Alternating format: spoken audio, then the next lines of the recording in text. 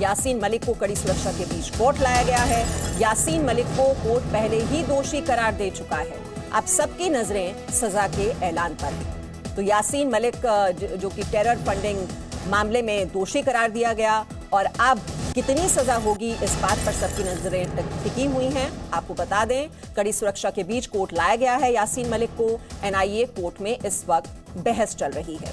हालांकि सारे गुनाह कबूल कर लिए थे यासीन मलिक ने और उसके बाद दोषी करार दिया गया था एनआईए कोर्ट की तरफ से। अब सजा का ऐलान होना है, तो आजीवन कारावास होगी या फिर फांसी की सजा सुनाई जाती है। अब इस बात पर सबकी नजरें हैं। तो टेरर फंडिंग केस, कश्मीर में अशांति फैलाना, अलगाववादी आतंकवादी गतिविधियों में शामिल रहने के गंभीर आरोप लगे थे यासीन मलिक पर और उसने अपने गुनाह कबूल भी कर लिए थे, जिसके बाद दोषी करार दिया गया था एनआईए कोर्ट की तरफ से और अब सजा का ऐलान होना है। तो आज तय हो सकती है यासीन मलिक की सजा। तो उम्र कैद की सजा भी हो सकती है या फिर फांसी की सजा सुनाई जा सकती है।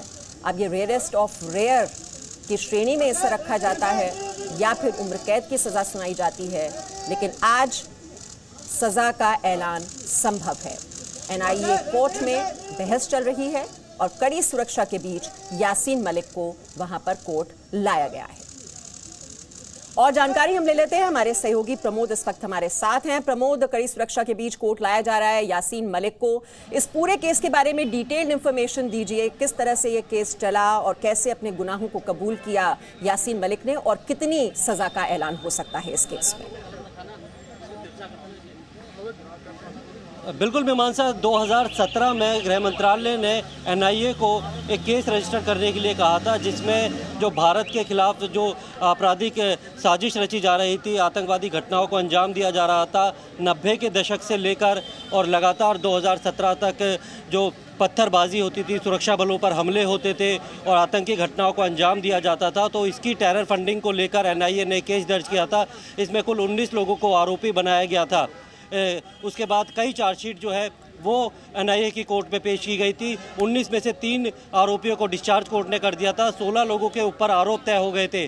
उसी में से एक यासीन मलिक, जिसके ऊपर आपराधिक साजिश रचना यानी धारा 120B और यूएपीए का यानी देशद्रोह का 124 से इसके तहत जो है मुकदमा चलाने की बात की गई थी। तो यासीन मलिक ने अपने ऊपर लगे तमाम आरोपों को स्वीकार कर लिया था, प्लीड गिल्टी मान लिया था, जिसके बाद 19 मई को यासीन मलिक को एनआईए कोर्ट ने दोषी करार दिया था और आज का दिन मुकर्रर किया था जब सज़ा पर बहस होगी और उसे सज़ा सुनाई जाएगी। और साथ ही जो एनआईए को लोकल अथॉरिटीज़ के साथ मिलकर जो आर्थिक उसकी स्थिति है उसके बारे में जानकारी कोर्ट को देने के लिए कहा था, ताकि उसके ऊपर कितनी पेनल्टी लगाई जा सके उस पर फैसला लिया जा सके। आज यासीन मलिक को करीब 12:06 पर कोर्ट में ले जाया गया है और आज सज़ा पर बहस होगी। बहुत लंबी बहस नहीं होगी क्योंकि दोषी करार दिया जा चुका है। जो डिफेंस काउंसिल है यासीन मलिक की तरफ से, वो अलग अलग ग्राउंड पे उनके पारिवारिक ख़राब सेहत का हवाला देके कम से कम सज़ा की मांग करेंगे। वही एनआईए चाहेगी कि ज़्यादा से ज़्यादा सज़ा यासीन मलिक को मिले, क्योंकि एक तरह से जो पूरी चार्जशीट थी और जो सबूत मिले थे, पूरे एक तरह से देश के खिलाफ एक युद्ध छेड़ दिया था।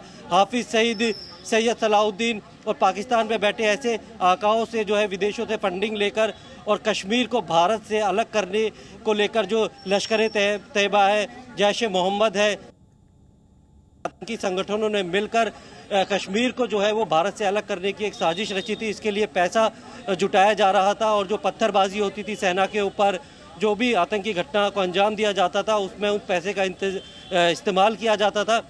जिसके बाद तमाम जो व्हाट्सएप चैट है, ईमेल हैं, तमाम जो आतंकी हैं उनके वो एनआईए ने सबूत के तौर पर यहाँ दिए थे और अदालत ने बाकी जो आरोपी है, जिसमें हाफिज़ सईद भी है, सैयद सलाउद्दीन है, बिट्टा कराटे है और काफ़ी सारे जो 12 जो आरोपी हैं उनके ऊपर उन्हें ट्रायल अब फेस करना पड़ेगा। लेकिन उन्हीं में से जो यासीन मलिक है उसने अपने ऊपर लगे तमाम आरोपों को मान लिया था और ट्रायल से ना गुजरने की कोर्ट से गुजारिश की थी और कोर्ट ने उसके बाद उसे दोषी ठहराया था और आज उसकी जी, तो आज सजा पर गुनाहों का फैसला होगा। हिसाब हो जाएगा प्रमोद, और कोर्ट में लाया गया है यासीन मलिक को। हालांकि अपने गुनाह कबूल भी कर लिए यासीन मलिक ने, दोषी उन्हें पहले ही ठहरा दिया गया था।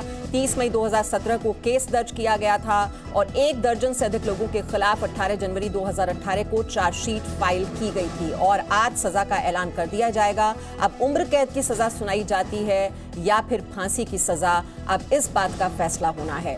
तो अब कोर्ट में लाया गया है यासीन मलिक को, आप देख ही रहे हैं वहां पर किस तरह से सुरक्षा के कड़े प्रबंध किए गए हैं। कोर्ट में लाया गया है और ज्यादा वक्त नहीं लगेगा क्योंकि पहले ही अपने गुनाहों को कबूल कर चुका है यासीन मलिक और अब आज सजा का ऐलान कर दिया जाएगा। Presenting B News app available on Google Play and App Store. Download it now.